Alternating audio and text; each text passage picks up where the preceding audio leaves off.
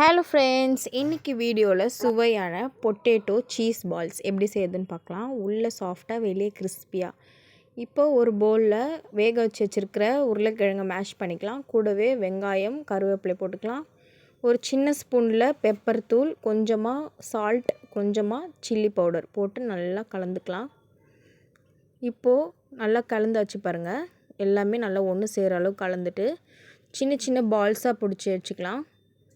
சீஸையும் குட்டி குட்டியாக நம்ம கட் பண்ணி வச்சுக்கலாம். பால்ஸை இந்தமாதிரி வடை மாதிரி தட்டி நடுவில் சீஸை வச்சு நல்லா க்ளோஸ் பண்ணி நல்லா ரவுண்டாக பண்ணி வச்சுக்கலாம். இப்போது ஒரு பவுலில் ஒரு ஸ்பூன் அளவுக்கு கோதுமை மாவு இல்லைன்னா மைதா மாவு போட்டு கொஞ்சமாக தண்ணி ஊற்றி மிக்ஸ் பண்ணி வச்சுக்கலாம் பைண்டிங்காக. இப்போது அந்த பால்ஸ் ஒன்று ஒன்று அதில் போட்டு பிரெட் க்ரம்ஸில் நல்லா புரட்டி எடுத்து சூடான ஆயிலில் போட்டு ஃப்ரை பண்ணி எடுத்தால் சுவையான சீஸியான சீஸ் பொட்டேட்டோ பால்ஸ் ரெடி ஆகிடும். கெச்சப் கூட வச்சு சர்வ் பண்ணிங்கன்னா இந்த மழைக்கு சூடாக நல்லா சாப்பிடுவாங்க. பாய்.